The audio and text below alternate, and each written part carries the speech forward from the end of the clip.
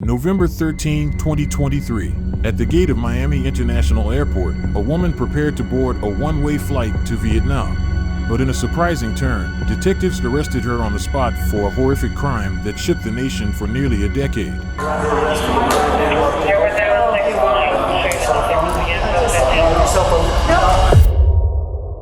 To investigate the crime, we must go back to where it all began, with a man whose life was marked by brilliance, ambition, and tragedy, Daniel Eric Markel, better known as Professor Dan Markel. Dan was born on October 9, 1972 in Montreal, Canada. He raised in Toronto within a close, observant Jewish family. From a young age, Dan stood out. His sharp mind and insatiable curiosity sets the foundation for his remarkable future. His thirst for knowledge took him to the Hebrew University of Jerusalem in Israel, where he deepened his understanding of law and ethics. By 2001, Dan had achieved the pinnacle of legal education, earning a doctorate of juridical science from Harvard Law School, the highest law degree offered by the prestigious institution.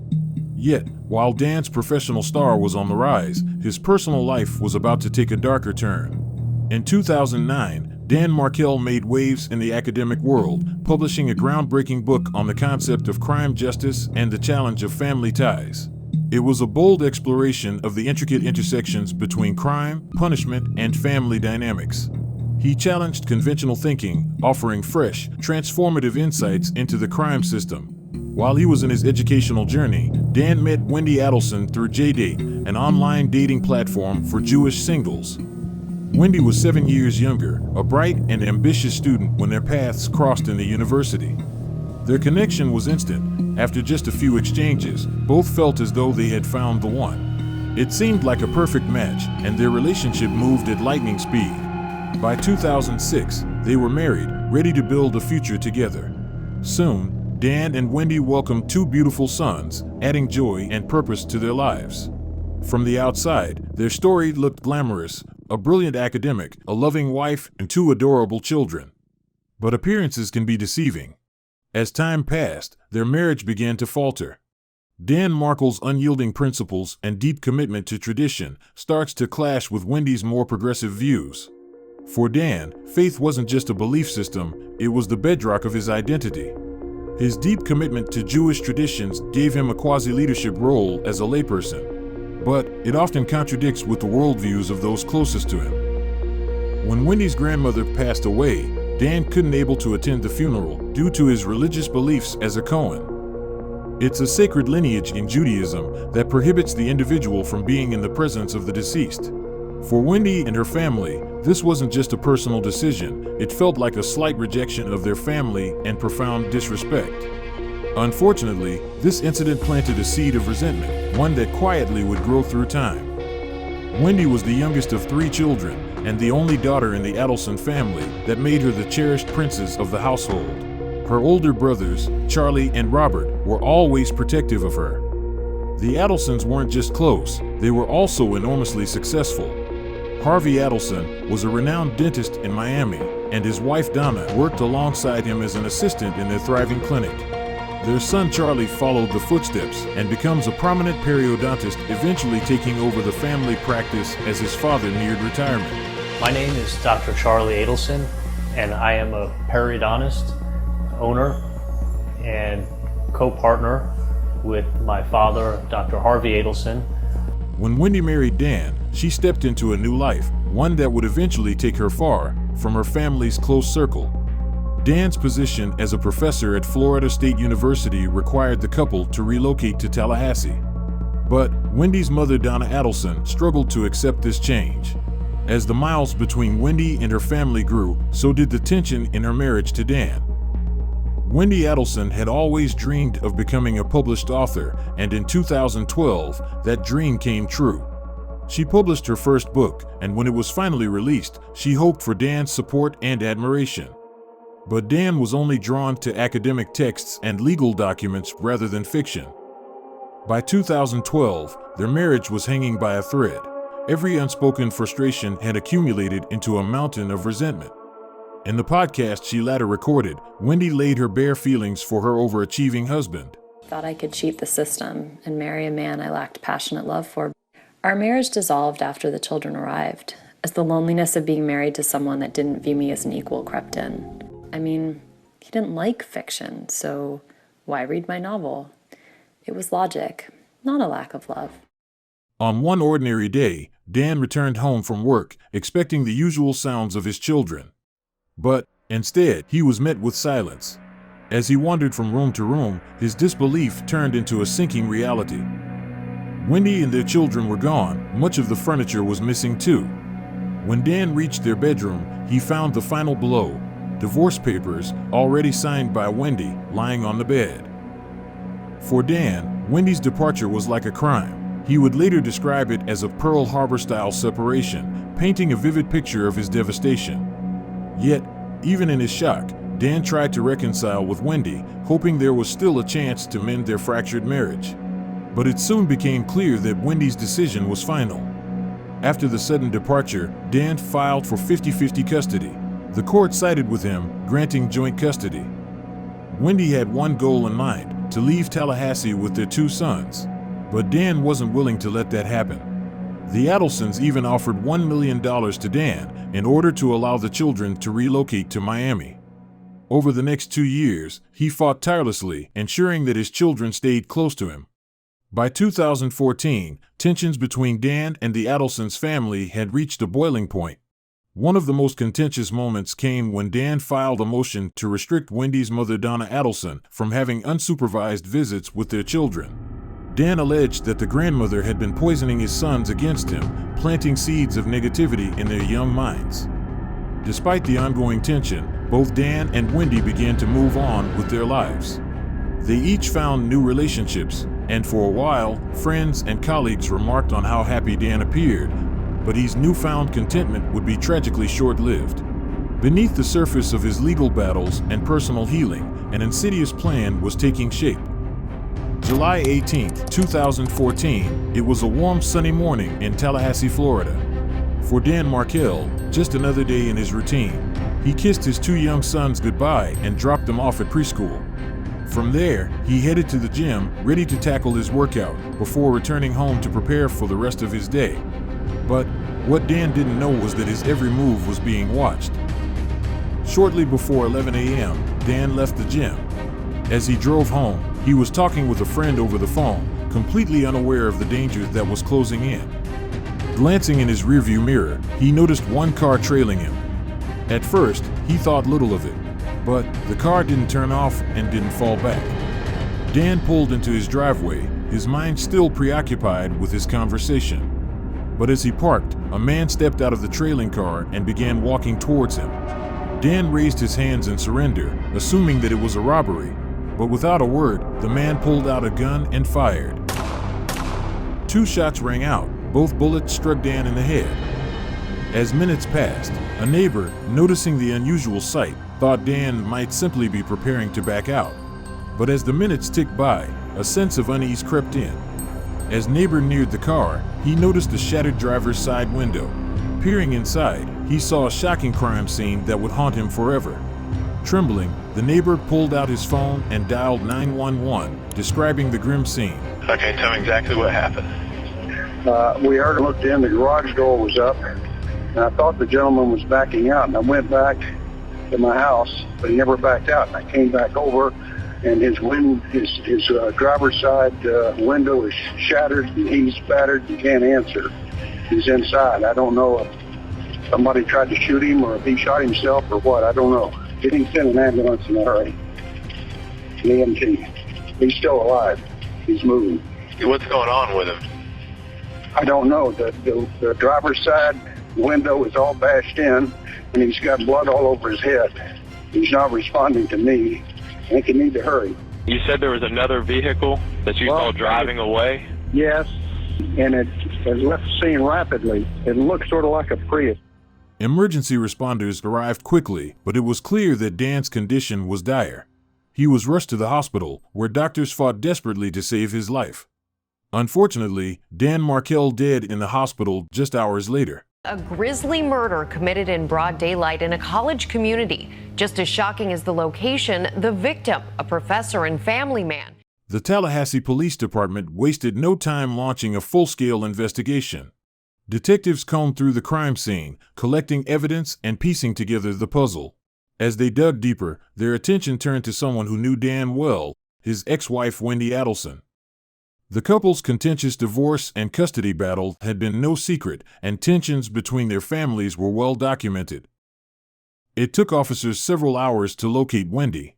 When they finally found her, she was at a restaurant, seemingly unaware of the tragic events that had unfolded.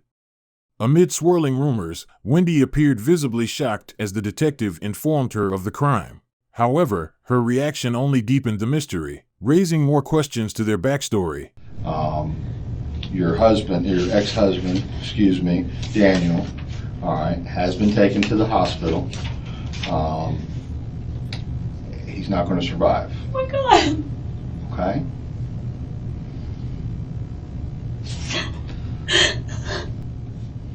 I'm sorry. That's okay. No, you have nothing to be sorry about. I just don't understand. How could this really happen? When the detective asks if she knows anyone who might have harbored negative intentions, she pauses and carefully avoids mentioning their tumultuous divorce. Do you know anybody that would have a beef against your ex-husband? Oh my God. I hate to ask it now, but I have to do it now. You understand, right? I understand. I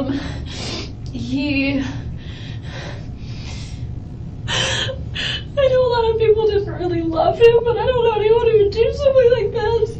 Well, we're still trying to determine, what happened and how it happened. But he wouldn't do this to himself. Okay. He was a very positive person. Okay. You You think maybe one of your friends would have done something who like would this? do this? I don't know. That's why you're here, and that's why we're talking. Would you ever ask someone to do something like this? Not in a million years. Okay. When asked what punishment the perpetrator deserved for the murder, Wendy accidentally revealed a critical clue, one that would alter the course of the entire investigation. Do you think someone would do this for your benefit without asking you? No. What good does it serve? I made my brother, his name is Charlie, the one I'm really close to. He makes a lot of jokes in bad taste. He knew Danny treated me badly, and it was always this joke. He said, I looked into hiring a hitman, and it was cheaper to get you this TV, so instead I got you this TV. Okay. He would never. Okay. Such a horrible thing to say. I'm so sorry. That's okay. In the aftermath of the shocking crime, investigators faced a daunting challenge. Leads were scarce, and answers seemed elusive. The mysterious killing of a prominent law professor at Florida State University. Police are convinced it's a murder case, but so far there are no good leads. Desperate to jumpstart the investigation, authorities announced a $25,000 reward for any information leading to an arrest. And that wasn't all. An independent donor sweetened the deal, offering the $100,000 reward to anyone who could help with the right information. Yet, despite these efforts, the investigation hit a wall. The tips that came in were either too vague or led to dead ends. For nearly 2 agonizing years, the case remained stagnant. The community were left to wonder if justice would ever be served. But then, at a press conference, detectives revealed the photographs of a silver Toyota Prius captured on surveillance cameras trailing Dan Markell. Investigators are asking anyone with information about this vehicle or similar vehicles to please call the tip line.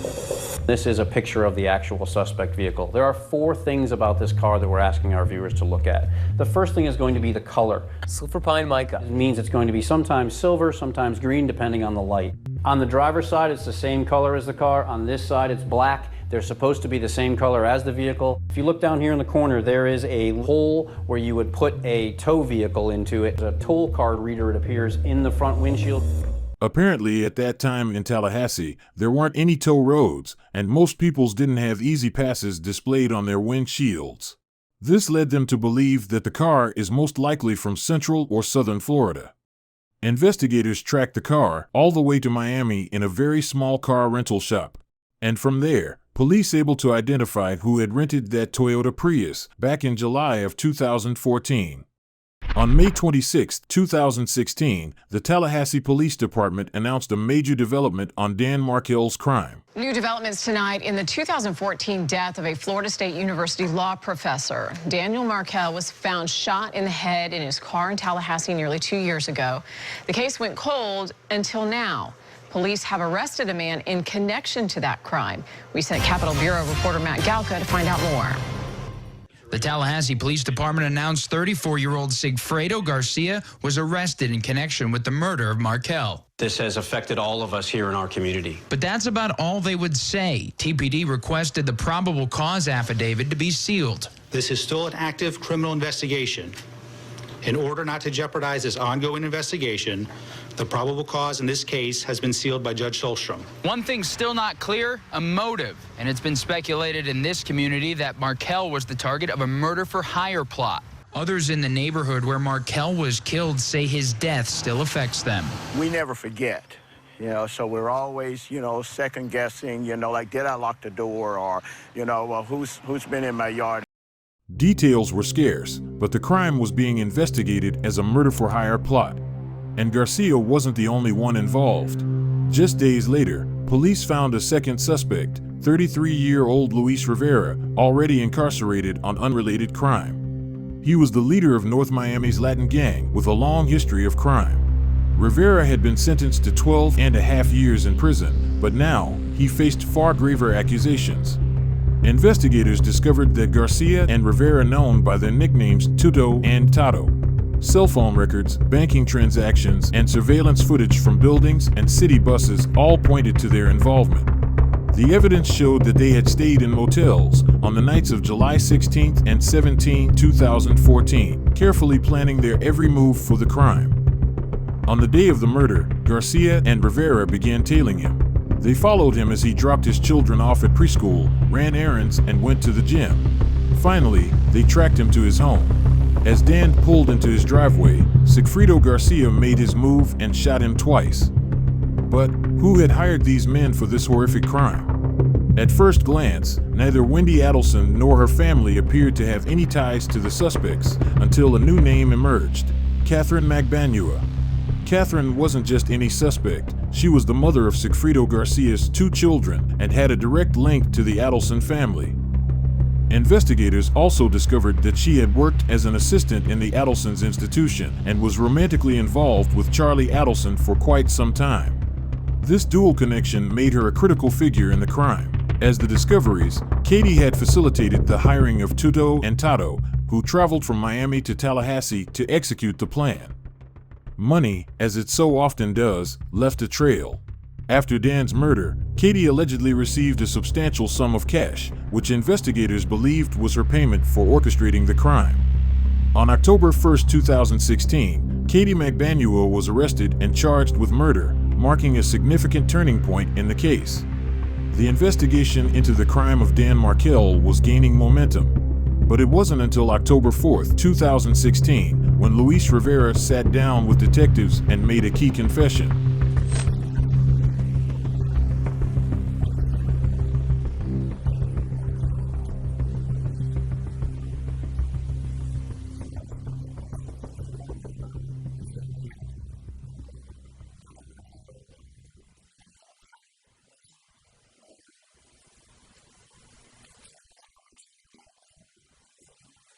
In his confession, Rivera painted a clear picture of the murder plot.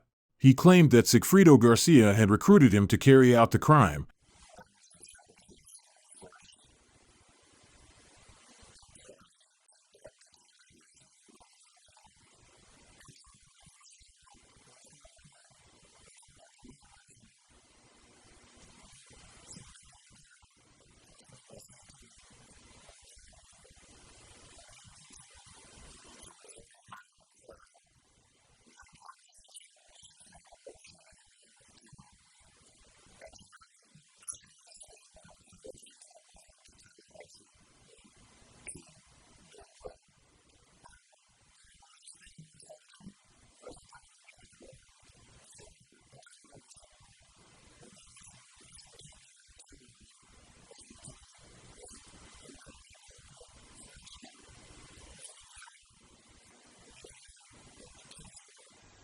Lewis accepted a plea deal from prosecutors, which he actually ended up flipping on Katie and Sigfredo.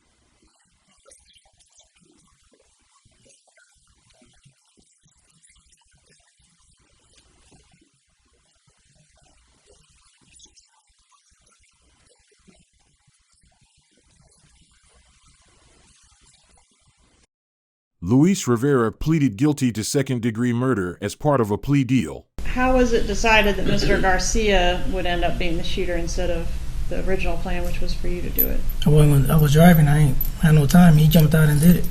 He had the gun the whole time.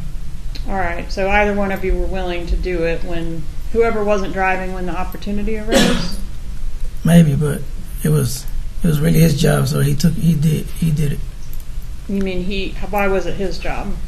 He's the one that was getting paid, but he knew about the whole thing. Well, you were getting paid too, right? Yeah, but he secured the job. Yes, ma'am. Where was he standing when he fired the shots? Right in front of the driver's side, right there, by the driver. Did you see what the victim did during this attack? He put his hands up. In exchange for his cooperation, he was sentenced to 19 years in prison that would run concurrently with the time he was already serving for his previous crime. Despite the mounting evidence and Rivera's confession, the Adelsons continued to deny any involvement in the crime. Through their lawyers, they maintained their innocence, insisting that they had no connection to the murder of Dan Markell. But how far would the family go to cover their secrets? What I love about what I do is being able to restore people's smiles and change the way they chew, change the way they live, and change their self-esteem and how they think about themselves on a daily basis. On October 2019, the trials for Katie Magbanua and Sigfredo Garcia were combined, and prosecutors alleged that Charlie Adelson had orchestrated the entire crime. On October 11, 2019, Sigfredo Garcia found guilty of first-degree murder. He's sentenced with life in prison without the possibility of parole and also 30 years for conspiracy.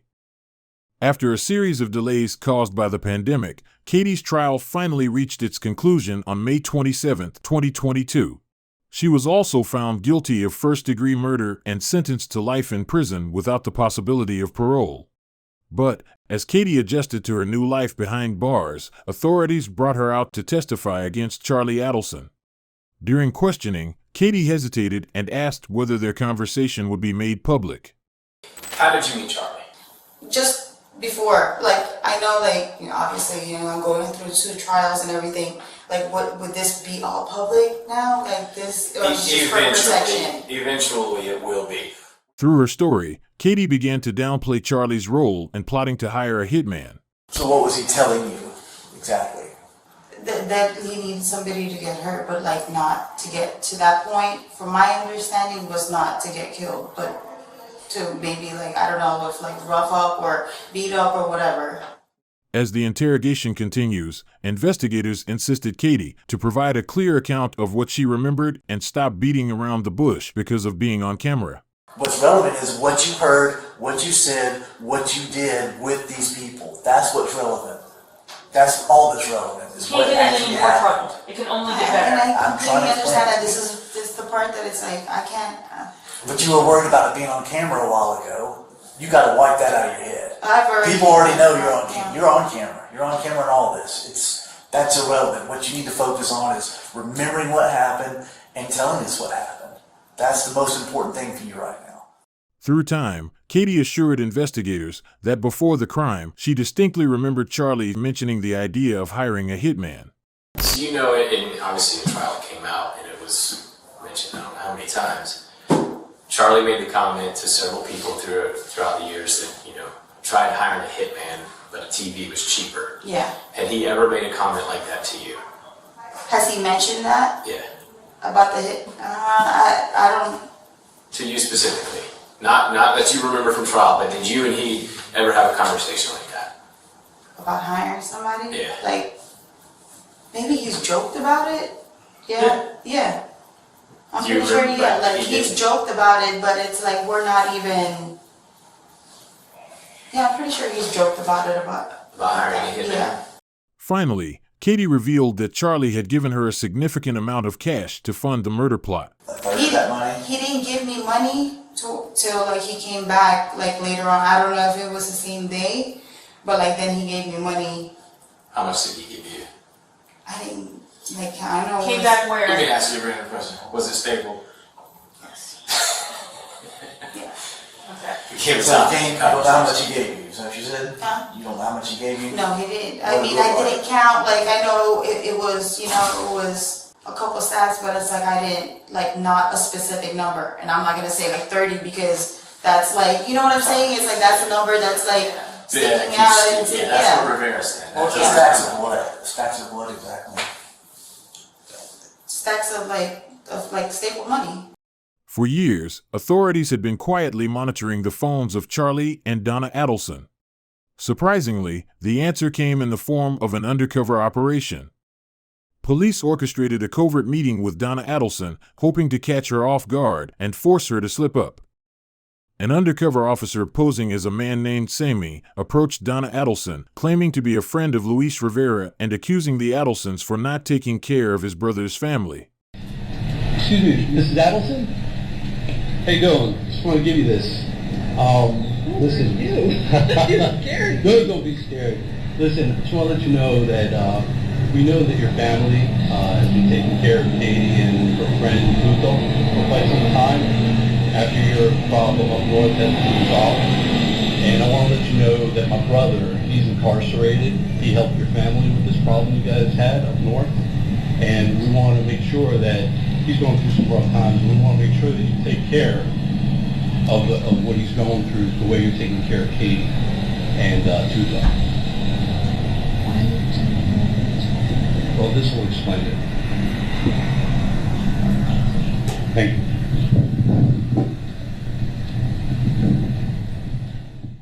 After the setup, Donna Adelson fell into the detective's trap and also picked up her phone to discuss the issue with her son.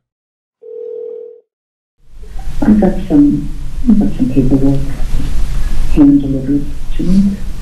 You're being sued? No, that's what I thought it was, but I'm going to need to talk to you. Okay. Does Wendy know that? Is it involve Wendy? No. Does it involve me or other people? Well, probably both of us. What's that? Probably the two of us. So you probably have a general idea what I'm talking about. Can I ask you a question? Who's the paperwork sent from? I see them, that's great. It was something that came hand to me as I exited the building today. And was it anonymous or?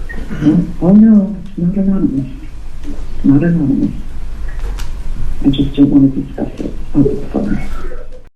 Charlie, being curious, decided to reach out to Sammy, who was the undercover officer that had been carefully studied the speech patterns of Latin gang members. Hello?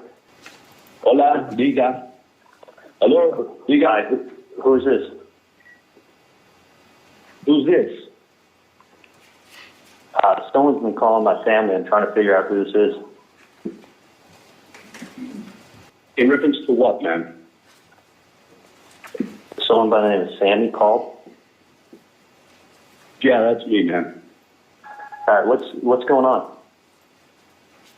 Well, what's going on is my brother Tato. Okay, my brother Tato has not been taken care of. His family's not been taken care of. I talked to a dentist. Why are you calling me? Who are you? I gave the number to a lady. I don't know Tato. You don't know Tato? I'm No. sure you know Katie and Tuto. They've been taken care of since the family problem been taken care of up north. I don't know who you are. You don't? Well, this isn't going away, my friend. Because let me tell you something. I was at Broward with Tato, and he told me the whole story. So we know. We know what's going on. And Tato needs to be taken care of. Do the right thing. The lady already has the paperwork. She knows what I'm talking about. We know Katie. We know Tuto. We know they've been taken care of. All right, let me look at No more f***ing around, man. No more f***ing around. This ain't going away. You guys need to do the right thing for Tato. That's my brother, man. That's my brother, and he needs to be taken care of. His family needs to be taken care of, just like Katie and Tuto have been taken care of. I've never met these people, but let me call you back, okay? That's bullshit, man. You know exactly what I'm talking about. You know this lady. I don't know your relationship with this lady, but we know what the f*** is going on. Let me call you back.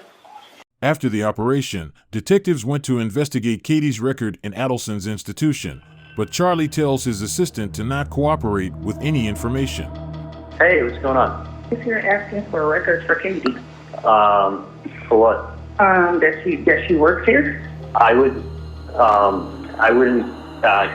So the record was sent there. Erica. Yes. Do me a favor. I'm not there right now, and I'm in surgery. But it's not my office.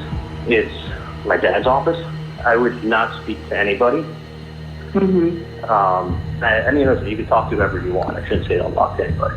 I mean, it's not my office. The office was sold back to my dad. So tell them that so it's actually, you're talking to the wrong Dr. Adelson. As the investigation gained the momentum, detectives enhanced a crucial recorded conversation 6 years earlier between Charlie and Katie. This FBI footage recorded in 2016 shows Charlie Adelson and Catherine McManawa having a conversation about the investigation into the murder of Florida State University professor Dan Markell in 2014. It has now been enhanced to give investigators a look into a conversation that took place between the two in South Florida. This was on the BBC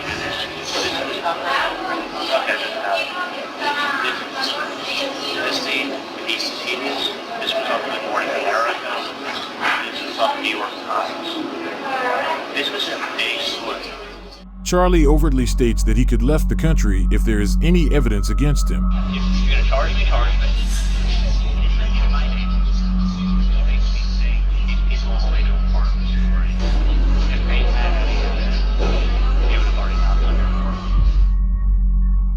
On April 21st, 2022, Charlie Adelson was arrested and charged with first-degree murder.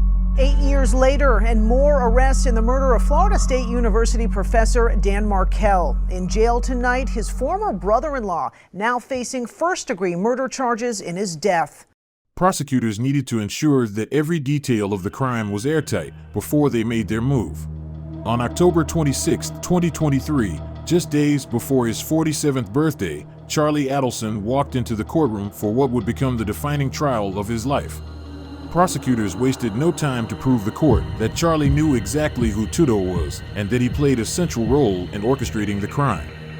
As the trial progressed, prosecutors presented tens of thousands of dollars in payments to Katie McManawa, all part of a complex scheme to hire hitmen. But Katie still couldn't keep her story straight in the court. You lied when you testified that you didn't know anything about or were involved in the murder of Professor Markell, right? Yes, sir. I told you I lied in my first and second trial to save myself. Ma'am, we've heard it. If you could just answer the questions. Did you lie? Yes, sir. You lied when you testified that you knew nothing about Wendy's divorce, Wendy Adelson's divorce. Yes, sir. You lied when you said you didn't pick up money from Charlie's house on July 18th. Yes, sir. You lied when you said you didn't bring the money to Sigfredo or Luis Rivera the next day. Yes, sir. How about the cash he was giving you every month?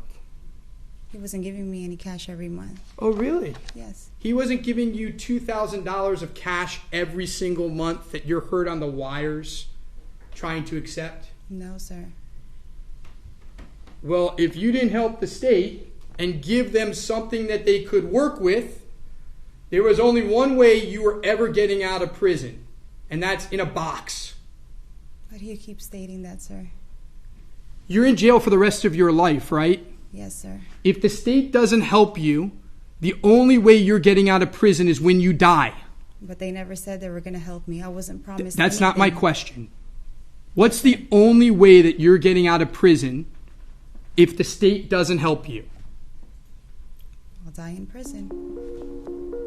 The jury was shown phone records, witness testimonies, and surveillance footage that traced the movements of the key players in the crime. On December 12, 2023, the jury convicted Charlie with first-degree murder, marking the third conviction in the case. Verdict. Count 1. We, the jury, find as follows as to count 1 of the indictment, first-degree murder. The defendant is guilty of first-degree murder. At the end of the trial, Charlie Adelson was sentenced to life in prison, with an additional 30 years for conspiracy and solicitation. As Charlie Adelson was led away in handcuffs, the story of Dan Markell's crime seemed to reach its conclusion. But on the night of November 13, 2023, the country watched how Donna Adelson arrested at Miami International Airport, seconds before a boarding flight to Vietnam, a country with no extradition treaty with the United States. No,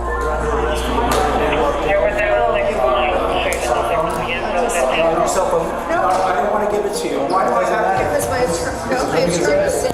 Why do I have to give it to you? This is evidence. Look at this. She's under arrest. I have to go with it. I have to go. I have to go. I can help you out. No, I have to stay. Please don't. Donna Adelson was charged with first-degree murder, conspiracy to commit murder, and solicitation of murder. Her trial initially set to begin on September 17, 2024, but delayed when her attorney withdrew representation on the very first day of trial. Yet, no new date has been set, but it would expect to be in 2025. In the aftermath of Donna's arrest, Wendy made a dramatic decision. She severed all contact between Markell parents. To make matters worse, Wendy changed her son's last names from Markell to Adelson, claiming that it was for their safety. The Adelsons had long been a powerful force in Miami, their wealth and influence seemingly protecting them from the consequences of their crime. Thank you for watching. Smash that subscribe and see you on the next one.